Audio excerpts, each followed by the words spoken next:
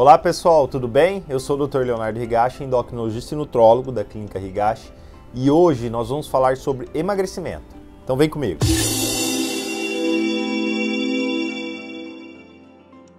Uma das perguntas que mais recebo no meu dia a dia é: doutor, como faço para emagrecer? Eu tenho muita dificuldade, já tentei de tudo. Então eu resolvi gravar esse vídeo para vocês falando sobre 10 passos importantes que, na minha visão de especialista, acho importante para quem busca um emagrecimento saudável. Primeiro ponto importante é o que leva uma pessoa a engordar. Logicamente, o excesso de peso é uma condição multifatorial. Eu já mostrei esse slide inúmeras vezes em palestras minhas e vídeos, mostrando que existe sim uma tendência genética de excesso de peso associado a inúmeros fatores que fazem a pessoa engordar, como falta de exercício, alimentação inadequada, distúrbio dos hormônios, existem fatores psicológicos, de flora intestinal e até mesmo de medicamentos. Então, o primeiro ponto que eu queria falar com vocês é a respeito sobre déficit calórico. Não há dúvida que o mais importante para emagrecer é a alimentação. Não importa qual dieta que você faça, o mais importante é você fazer um déficit de energia. Ou seja, se você gasta 2.000 calorias, não adianta você consumir 2.000 calorias. Você não vai sair do lugar. Você sempre tem que fazer um déficit energético. Independente da dieta, se a dieta ela for baixa em carboidrato, baixa em gordura, paleolítica, mediterrânea, porém os estudos já mostraram que numa mesma dieta, com a mesma caloria, uma dieta mais baixa em carboidrato é que melhor responde, como esse estudo mostrou, principalmente nos primeiros 6 meses de tratamento. Depois, a tendência a longo prazo é diminuir essa diferença entre as dietas convencionais, mas o importante, com certeza, é o déficit energético. E para eu saber, então, quanto de déficit energético uma pessoa precisa, o ideal é fazer uma avaliação, pelo menos de uma composição corporal, que pode ser feito através de um exame chamado de bioimpedância, e mais precisamente, para eu saber quanto de energia que a pessoa gasta, ela pode fazer um exame chamado de calorimetria, que é um exame que mede, através do consumo de oxigênio e o consumo do gás carbônico, quanto de energia e qual o metabolismo basal da pessoa, ou seja, quanto que ela gasta de energia. Lembrando que quanto maior o déficit calórico, maior é a perda de peso. Porém, também, quanto maior o déficit calórico, maior é a chance, a possibilidade de você também perder massa muscular, o que também acaba tendo uma influência no seu metabolismo. Então, o ideal é você fazer uma avaliação precisa e saber se você é uma pessoa que tem bastante músculo ou pouco músculo, assim podendo determinar o quanto de déficit calórico essa pessoa precisa para ter resultados, então, melhores e duradouros. Falando em déficit calórico, um dos grandes vilões com certeza são as bebidas alcoólicas, o que acaba impedindo que você tenha esse déficit de maneira significativa. Então, tomar cuidado com bebidas alcoólicas. Por exemplo, uma cerveja tem quase 150 calorias. Se você toma 3 cervejas, você tomou 500 calorias somente em cerveja. Isso acaba dificultando muito o seu emagrecimento. Segundo ponto importante é a prática regular de atividade física. Não há dúvidas que o exercício é importante para a saúde e para o emagrecimento. Porém, as pesquisas mostram que para você emagrecer usando o exercício como fonte de emagrecimento, são aquelas pessoas que praticam 1 hora pelo menos 6 vezes na semana. Agora, se você tem pouco tempo de realizar atividade física, vocês têm que aprender a treinar de maneira intensa, né? Os estudos mostram que um treino HIIT, que é o High Intense Interval Training, você consegue a mesma efetividade de emagrecimento que o treino moderado com 40% de tempo menor, que é uma saída para aquelas pessoas que não têm muito tempo para fazer atividade física e assim também obtendo bons resultados. Outra estratégia interessante para otimizar o exercício como forma de emagrecimento é praticar o exercício em jejum. Estudos já demonstraram, inclusive já gravei vídeo sobre isso aqui, que uma atividade física aeróbica em jejum pode propiciar a perda de peso, inclusive fazendo mais oxidação de gorduras, né? Então poderia ser uma estratégia também válida para o emagrecimento. Lembrando que a maioria desses estudos foram feitos em pessoas jovens e saudáveis, não sendo indicado fazer exercício em jejum nas pessoas mais idosas ou que têm comorbidades ou tomem algum medicamento que impossibilitem isso. E é muito importante, tanto na atividade física como na alimentação, estímulos diferentes. Lembrando que nosso corpo se adapta muito fácil a qualquer tipo de atividade física, a uma alimentação. Então, estímulos diferentes sempre vão gerar mais resultados. Terceiro ponto, vamos falar sobre equilíbrio hormonal. Não há dúvidas que os hormônios são fundamentais para o emagrecimento.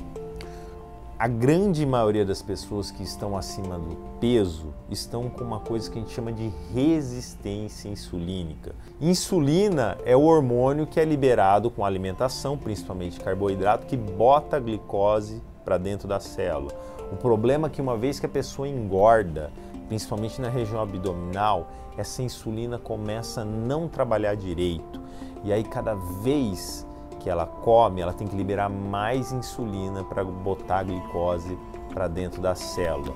E nós temos duas vias metabólicas de ação da insulina. Uma da KT-PI3 quinase, que bota a glicose dentro da célula.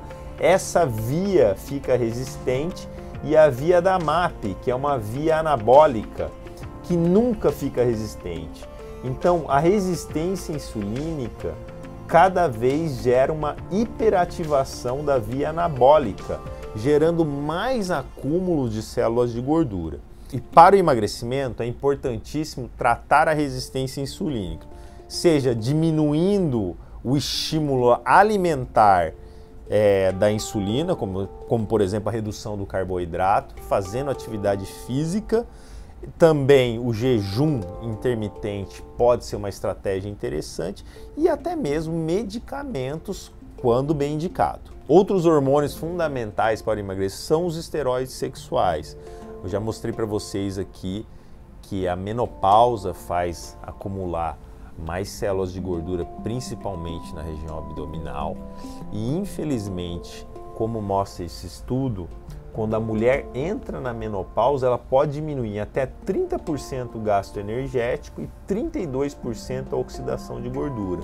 E a reposição hormonal feminina pode ajudar a minimizar esse processo de diminuição de gasto energético e de acúmulo de gordura também. E nos homens, a mesma coisa, a deficiência de testosterona gera mais resistência insulínica, gera mais síndrome metabólica, e a própria resistência insulínica pode gerar deficiência de testosterona, gerando uma via de mão dupla de um ciclo vicioso da pior. E você fazer uma reposição também pode ajudar no processo de emagrecimento. Outro hormônio fundamental para emagrecimento são os hormônios tiroidianos. Estima-se que 30% de todo o seu metabolismo, todo o seu gasto energético seja dependente do hormônio tiroidiano. E pequenas alterações podem já ter uma influência no peso e no metabolismo. Então é fundamental que esse hormônio também esteja equilibrado. Quarto ponto importante é saúde intestinal. Já há alguns anos, estudos demonstram que a flora intestinal, a saúde intestinal está envolvida com o aumento de peso. O que acontece quando você tem um intestino que não está saudável? Você tem um aumento da permeabilidade intestinal e absorção de coisas indesejáveis, como por exemplo LPS, e isso vai gerar uma inflamação, resistência insulínica e maior acúmulo de célula de gordura, e também uma desregulação do apetite e da saciedade. Então, cuidar da saúde intestinal é fundamental para o emagrecimento. E a coisa mais importante para você cuidar do seu intestino é ter uma alimentação mais natural possível, consumindo muito vegetais, legumes e verduras, pelo menos 6 a 9 porções por dia de vegetais, legumes e verduras e frutas. Aliás, esta é a regra número 1 de uma alimentação saudável. Logicamente que existem suplementos que também podem te ajudar a ter um intestino mais saudável, que vai desde enzimas digestivas, probióticos, aminoácidos como a glutamina, mas nada disso vai adiantar se você não tiver uma alimentação saudável. Quinto ponto é sono de qualidade.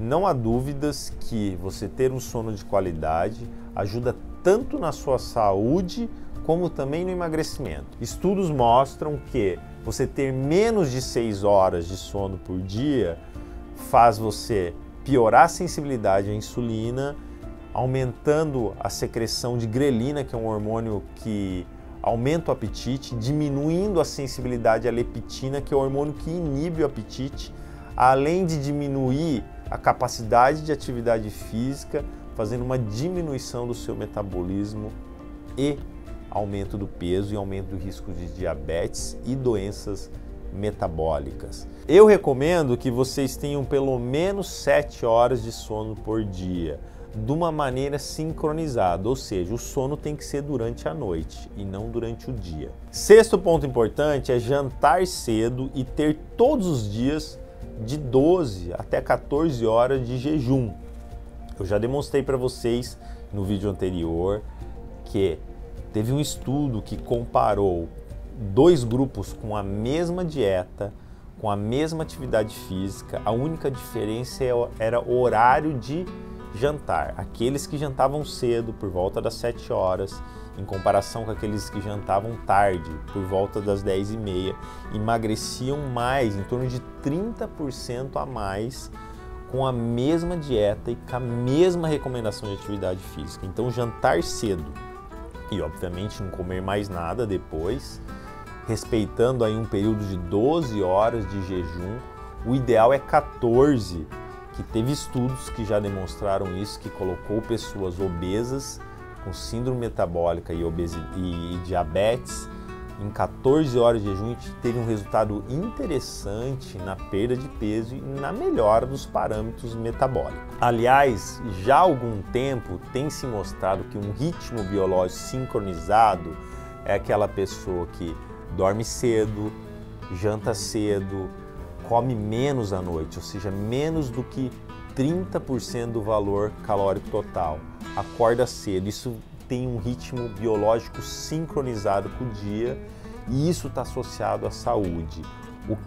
O inverso está associado a doenças metabólicas, inclusive obesidade. Sétimo ponto importante é controle da compulsão e do estresse. Muitas pessoas são viciadas em açúcar. Aliás, estudos já demonstraram que o açúcar pode ser mais viciante que a cocaína.